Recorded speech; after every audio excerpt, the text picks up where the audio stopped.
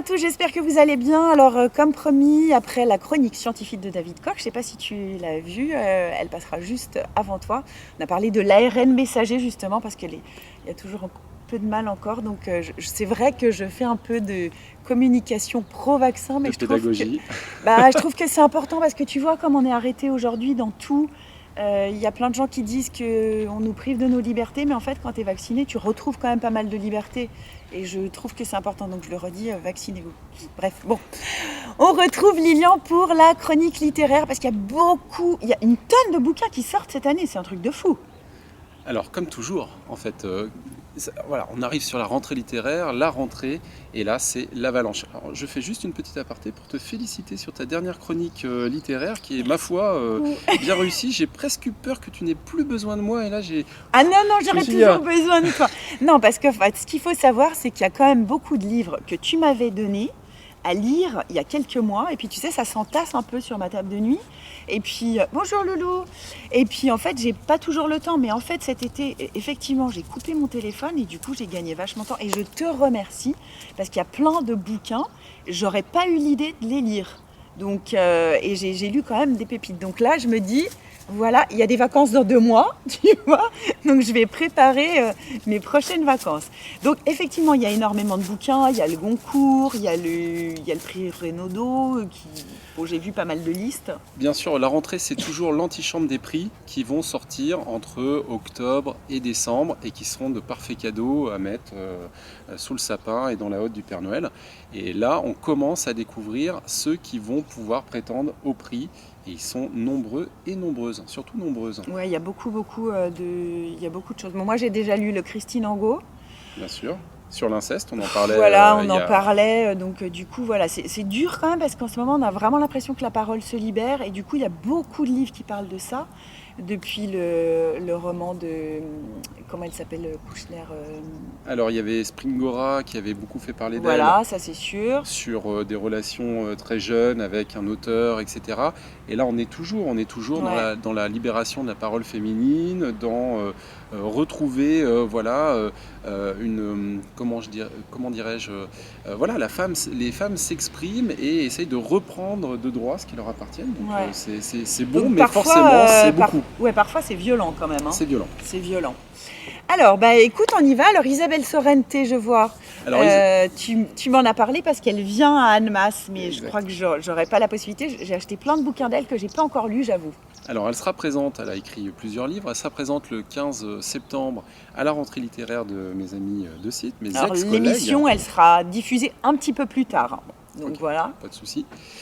Et du coup, Isabelle Sorrente, donc une auteure maintenant qui est bien implantée dans le paysage littéraire, son dernier est très intéressant, c'est un beau livre en fait qui raconte l'histoire d'une femme dont sa fille va être exclue en fait de son établissement scolaire. Ça va lui créer un choc et elle va décider de partir en fait chez un membre de la famille, un membre de la famille un peu mystérieux qui vit dans les bois, qui a une histoire difficile et qui est censé pouvoir parler avec les animaux, les oiseaux et qui a des sensations très particulières, qui comprend les gens presque avant qu'ils ne puissent parler.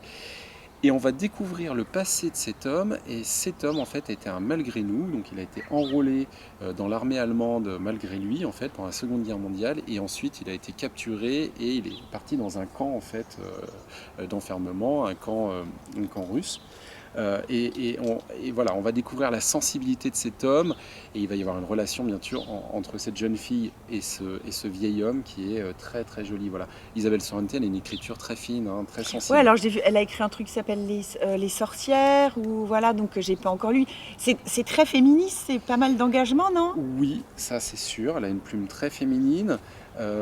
Et elle est journaliste aussi, elle est intéressante Isabelle Sorrente parce qu'elle est sur plusieurs domaines et elle fait des chroniques littéraires, donc elle est à la fois auteure, elle fait des chroniques littéraires et c'est vraiment quelqu'un d'intéressant. Elle a fait beaucoup de choses, je crois même elle a fait de l'aviation, enfin elle a un parcours assez phénoménal cette femme. Ah ouais, écoute, celui-là, c'est pas un polar, hein? Parce Non. qu'elle a écrit un polar, je crois, non? Il me semble qu'elle a écrit un polar. C'est possible, hein, elle a écrit entre 6 et 10 livres, je les connais pas tous, Ouais. mais c'est pas impossible. En tout cas, là non, c'est plutôt un roman, c'est très romanesque. Ok, bon, très bien. Isabelle, La femme et l'oiseau. J'adore les couvertures aussi. Tu sais que je voudrais aussi te faire un petit coup de chapeau parce que je trouve aussi que les couvertures des livres parlent beaucoup et très souvent te donnent déjà parfois des indications sur ce que tu vas lire. Alors je ne sais pas comment ça se passe, hein, comment on choisit la couverture d'un livre, ce qu'on va en faire, mais par exemple Le démon de la colline aux loups, quand tu me l'as présenté ce livre, j'ai pas forcément eu envie de le lire, mais c'est la couverture qui m'a frappée. Et parce que la couverture, elle avait un côté sombre, lumineux, enfin je sais pas, volcanique. Pictural. Et ça m'a vraiment donné envie. Et souvent, je trouve que les couvertures nous parlent avant tout. Donc voilà. Alors, Petit aparté.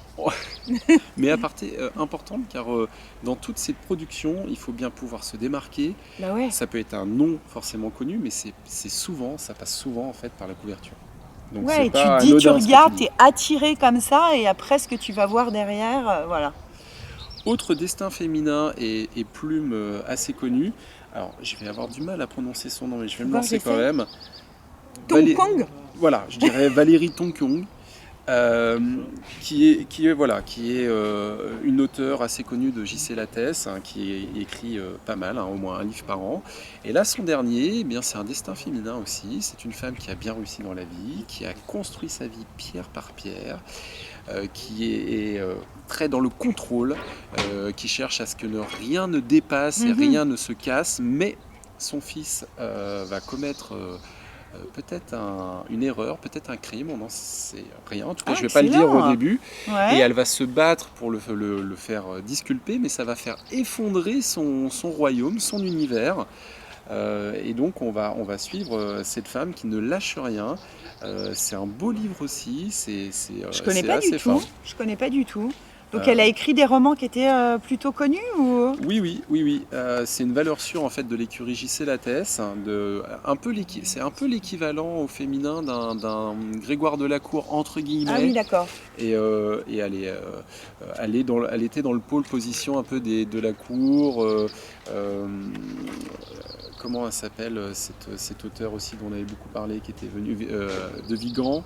Ah, Delphine de Vigan. Voilà. Ah d'accord, un peu dans la même veine. Un peu dans la même veine. Ouais, c'est un peu un entre-deux entre Delacour et Delphine de Vigan.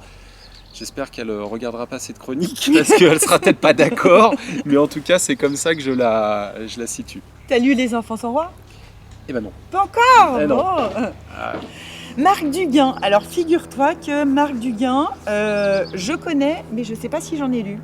Alors son plus connu, c'est La Chambre des officiers, qui racontait plus ou moins l'histoire de son grand-père, qui était une gueule cassée de la Première Guerre mondiale, et qui, en fait, en allant au front, tout de suite avait pris un obus et avait passé en fait toute la guerre en rémission et à l'hôpital, et qui sortait de la guerre avec une tête à la Picasso et qui devait se reconstruire derrière avec d'autres gueules cassées de l'époque. Mais il y a eu un film, La Chambre des officiers. Oui, bien ok, sûr, bon, c'est pour ça que je connais. Un film qui a bien fonctionné. D'accord. Et donc là, puisqu'on parlait des femmes, on va parler des hommes maintenant, et des hommes qui sont omnubilés, je trouve, dans ces dernières productions littéraires, par leur père. Il y a eu beaucoup d'écrivains qui ont écrit sur leur père. Et là, Marc Duguin, en fait, pendant le dernier confinement, il s'est trouvé un peu à court, entre guillemets, c'est lui qui le dit, à un court d'inspiration, entre guillemets. Et il a réfléchi, il s'est dit, il faut que je parle de mon père. Il n'avait jamais, son père qui était mort il y a très très longtemps, il y a plus de 30 ans, mort jeune, et il n'avait jamais osé en parler parce qu'il s'était dit, je ne veux pas le trahir, je ne veux pas trahir sa mémoire, et j'ai peur de m'attaquer à ce sujet. Son père, qui est assez jeune en fait, avait lui-même perdu son père, puisque le grand-père en fait était une gueule cassée de la Première Guerre mondiale et qui était mort aussi jeune. Et à 15 ans, son père, qui était soutien de famille, avait contracté la polio en buvant de l'eau souillée. Ah ouais. Et ça l'a laissé handicapé, et il a dû quand même continuer à soutenir sa famille, soutenir sa mère, soutenir ses frères et sœurs. Et c'est toute l'histoire en fait de son père finalement qu'il a assez peu connue et qui va retracer par des souvenirs, par des archives, etc. Et forcément, souvent en fait, l'histoire individuelle rencontre la grande histoire. Forcément, ouais. Et c'est l'histoire de la décolonisation, qu'est-ce que va devenir son père pendant la décolonisation, etc., etc. Donc Marc Duguin, il a vraiment une belle plume, et c'est intéressant. Il faudrait que je lise, Voilà. Faudrait que je dise parce que je connais pas. En fait, c'est bizarre. Des fois, tu as des rencontres avec des auteurs. Il y en a, tu dis, c'est bizarre, j'ai encore jamais lu. Et d'autres où tu es abonné, tu sais que dès qu'ils sortent un livre, tu vas, comme Amélie Nothomb, tu l'achètes et tu le lis pas forcément d'ailleurs. Mais bon, voilà. Mais tu Elle l'as. aussi, elle parle de son père Exactement. dans son dernier roman, qui est d'ailleurs sur la liste du Renaudot ou même du Goncourt, non? Alors Amélie Nothomb, elle est souvent sur les listes parce qu'elle est Ah ouais. extrêmement forte. Elle écrit un livre par an. Ouais, ça c'est un truc de fou. Alors, il y a des hauts, il y a des bas dans les Amélie Nothomb. Ouais. Hein, il y en a qui sont Moi, j'aime pas tout. Hein. Mais globalement, c'est jamais très très faible. Et les derniers sont très bons. Elle a vraiment gagné là, ces dernières années. Ouais, je te dirais, j'ai aussi sur ma liste celui-là. Très très bon. Alors, après.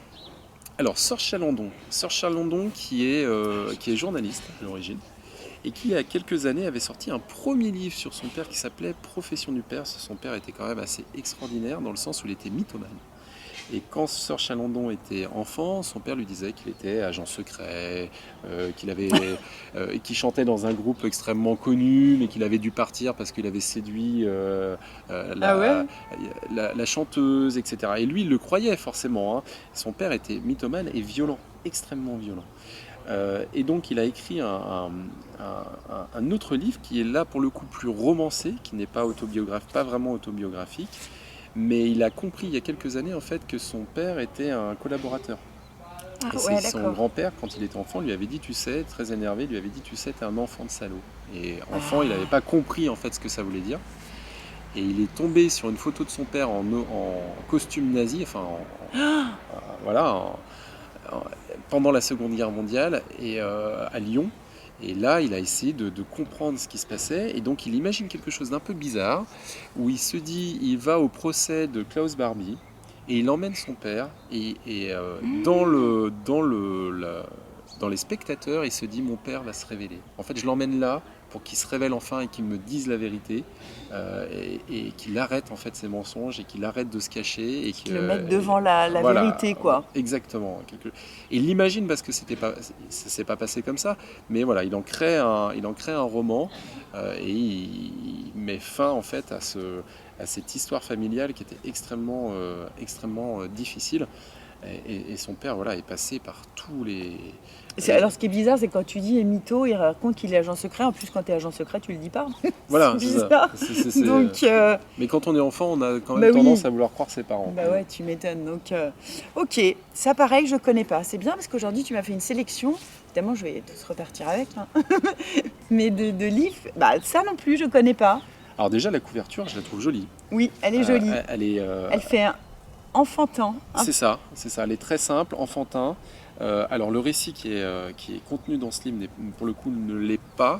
Alain Mascaro, c'est un enseignant qui, il y a quelques années, a décidé de tout plaquer pour faire un tour du monde, et il n'a pas donné de date de retour. Pendant ce tour du monde, il a décidé d'écrire un livre, donc c'est son premier livre, un premier ouvrage, et c'est un livre sur la liberté, sur les tziganes, sur l'esprit tzigane et gitan. C'est un très très très beau livre. Ça raconte une partie du génocide des tziganes. C'est normal, on est dimanche matin. Il faut se réveiller. Pendant la Seconde Guerre mondiale, mais pas que. Il y a aussi des moments extrêmement solaires, très très beaux. Une belle plume. Vraiment, fils du vent. Tzigane et dresseur de chevaux, donc c'est pour ça que tu as dit que ça allait me parler. Mais alors là, il me semble, on en reparlera, tu me diras, mais il me semble que ça va te toucher. Il y a quand même pas mal de bouquins où tu avais raison. Betty, effectivement, ça a été quand même mon coup de cœur de l'été. Après, j'ai lu aussi un autre bouquin qui était pas mal, c'était les écrevisses, là. J'en ai parlé. Oui. Là où chantent les écrevisses. Oui. C'était pas mal. Il y avait beaucoup de bouquins qui avaient comme... fil conducteur, la violence, l'inceste, mais beaucoup de bouquins qui parlaient beaucoup de la nature aussi, et le fait de se régénérer auprès de la nature. Et ça, j'ai trouvé ça génial. Et j'ai lu beaucoup de premiers romans aussi. En ce moment, je sais pas, il y a énormément de premiers romans. Ça me donne envie d'écrire. Voilà. Mais tu touches quelque chose du doigt qui est important, c'est que les artistes, ils sont dans des grands courants et ils ont une sensibilité à fleur de peau, donc ils vont sentir en fait ce qui flotte dans l'air. Et ils vont réussir, tout le talent d'un artiste, c'est réussir à capter de l'époque. Bah oui, ouais. Il y a un enregistrement de John Lennon qui est sorti, qui n'était jamais sorti d'un journaliste dans les années 10, on va dire, juste avant la fin des Beatles. Et le journaliste lui dit, vous les Beatles, vous avez créé quelque chose, vous avez créé une époque. Il dit non, on a senti une époque, on était à l'avant de la vague, on a senti une époque, mais on a surfé dessus, mais on n'a pas créé. Et c'est vrai que les grands artistes, en fait, ils sentent des signaux faibles parfois que nous, on ne peut pas sentir. Et en fait, ils les développent et ils les donnent au monde sous une forme artistique. Ouais, c'est pour ça qu'on a ces espèces de fil conducteur entre tous les bouquins que tu peux lire, en fait. Exactement.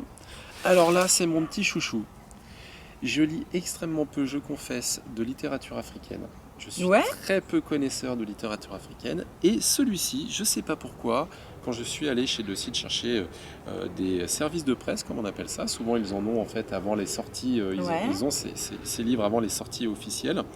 Il m'a marqué, alors il m'a marqué par la couverture, on en parlait tout à l'heure.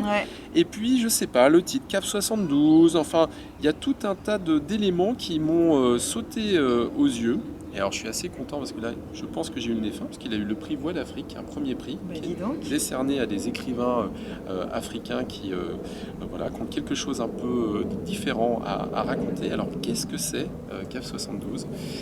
C'est l'histoire de 3 jeunes, Verdas, Ferdinand et Didi, qui sont un peu des losers magnifiques et qui passent leur temps à parler de poésie, de littérature en Afrique, à Brazzaville, au Congo, dans un bar qui s'appelle Cave 72, un tout petit bar de rue qui est tenu par une figure locale qui s'appelle Mama National.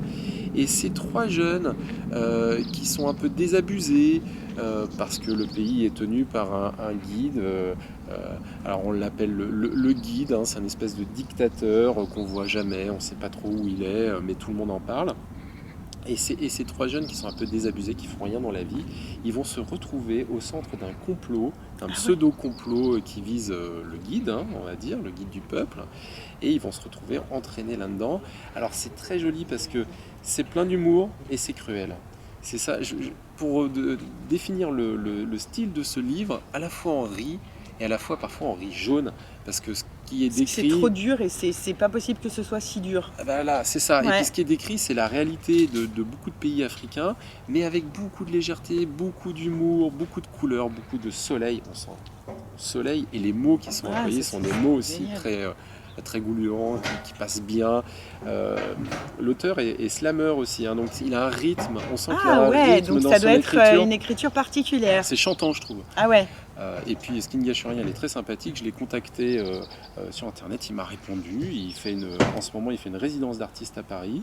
D'accord. Et très très très sympathique. Voilà. Donc un livre vraiment que j'ai beaucoup, très frais, que j'ai beaucoup aimé. Voilà. C'est bien. En tout cas, tu nous as fait un petit parcours assez original parce que tu n'as choisi aucun livre qui est dans les sélections dont tout le monde parle. Donc tu donnes un coup de pouce à des... Si, alors peut-être Marc Duguin, mais sinon un coup de pouce à des auteurs qui ne sont pas forcément au top de la liste. Parce que tu vois, quand j'ai ouvert les magazines, c'était l'Express ou le Elle Magazine, où tu as toutes les rentrées littéraires, donc tu as tous les livres habituels, donc les Amélie Nothomb, et Marie Darrieussecq aussi, tiens. Ça, tu ne nous en as pas parlé, mais je suis en plein dedans. Et alors, j'ai lu que la moitié. Il s'appelle Pas dormir. Évidemment, j'ai sauté dessus parce qu'elle raconte l'histoire de sa vie en tant qu'insomniaque, que je suis par moment, pas toujours, mais par moment. Et le livre est vachement intéressant. Parce que toi, tu savais que les grands auteurs, les Shakespeare, les Kafka, les Proust, c'était tous des insomniaques ? Alors, ça, je ne le savais pas forcément, mais oui, en tout cas, en lisant des bios, souvent, des gens qui sont un peu exceptionnels sont insomniaques. Ah, c'est marrant, hein, de tous les grands... Bon, alors après, tu savais que plein d'artistes comme des Prince, des Michael Jackson, ils ont fini par s'endormir parce qu'ils ont pris un peu trop de doses de somnifères, etc. Mais bon, c'est intéressant. En tout cas, tu te sens vachement... Quand on est insomniaque, on se sent vachement moins seul de lire ça parce qu'on a des tocs pour s'endormir le soir, on a des manières de procéder. Elle démystifie un peu tout ça. C'est écrit d'une manière très bizarre. C'est écrit comme une nuit d'insomnie. C'est-à-dire qu'en fait, tu liras. Parce que je l'ai conseillé à ma neurologue d'ailleurs. Je lui ai dit, il faut que tu lises pour mieux comprendre comment on ne dort pas et comment ça se passe dans la tête d'un insomniaque. En fait, tu as l'impression que c'est des paragraphes avec des pensées qui jaillissent, comme quand tu as le cerveau en ébullition pendant la nuit et que tu passes d'un truc à l'autre, mais que ton cerveau ne s'arrête jamais. Donc, c'est assez intéressant. Mais en tout cas, merci beaucoup, chère Lilian. Avec grand plaisir, avec grand plaisir. Donc, on n'a pas assez fait de chroniques littéraires l'année dernière. Je te signale, enfin, avec le Covid, c'était un peu compliqué. On ne s'est pas trop vu. Là, je sais que je te remercie parce que tu as une rentrée méga chargée et très compliquée avec ce pass sanitaire. Et voilà, en tout cas, on va te retrouver avec l'expo Cicatrices. Oh oui, ça va être... J'attends ça avec impatience. Ouais, bah nous aussi, on se réjouit d'aller exposer chez toi. Donc voilà, merci beaucoup. Je te ferai un petit topo, un petit résumé toujours. Quand j'aurai lu tout ça. On te souhaite bon courage et puis on fera peut-être un truc pour Noël avec tes coups de cœur, des livres à offrir pour Noël si on a le temps. C'est exactement ce que je voulais te proposer. Bah tu vois. Maintenant, ça fait tellement de temps qu'on fait ça ensemble. Ça fait quoi, 2 ans, 3 ans? Ah oui, 2-3 ans facile. Hein. Donc on se suit bien, on est connectés. Donc merci à toi. Merci beaucoup Lilian, je vous souhaite de passer une excellente journée et puis on se retrouve d'ici 15 jours pour une nouvelle chronique. À mon avis, ce sera une chronique musique avec Mélanie qui nous fera un peu ses coups de cœur de la rentrée. Il y a pas mal de choses aussi, notamment la sortie du dernier album de ABBA.